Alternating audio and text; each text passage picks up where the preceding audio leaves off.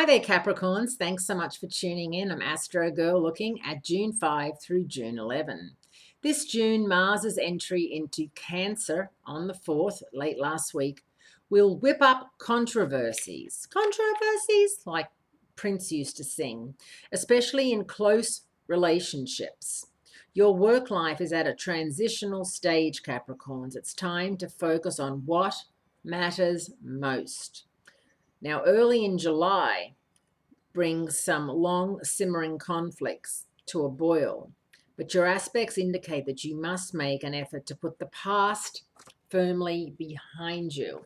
Right now, your ruler Saturn is in Sagittarius. Speaking of your past, your self-renewal and self-hope and karma zone. So it's one of those times when everything that you've done, and Saturn's been there for quite a while, for in the past, is coming up for maybe a look-see and to make sure that you've done things the right way and haven't done anything that you wish you hadn't done, or that you may be able to go back and fix.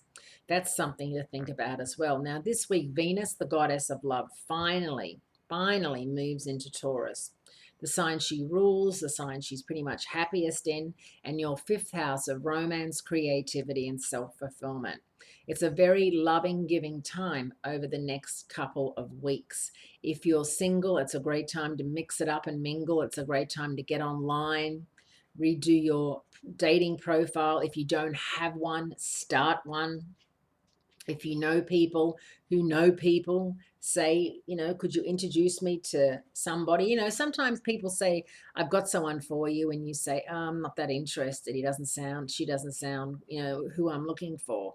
How about you say this time, I still like to meet them and have a coffee and just see how it goes, because people are not going to come and knock on your door and ask you out and start a relationship with you. You have to go to some kind of effort to have that happen.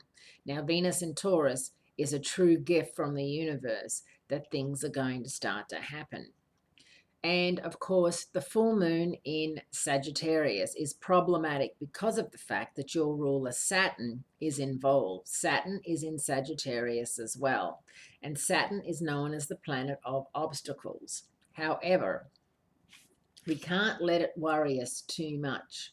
Although the full moon period marks a time of completion and bringing projects to a close, Saturn's success is still an option if you use Saturn's gift of patience and persistence. And of course, Jupiter, the planet of good luck and opportunity, moves direct over on the 9th and over the weekend.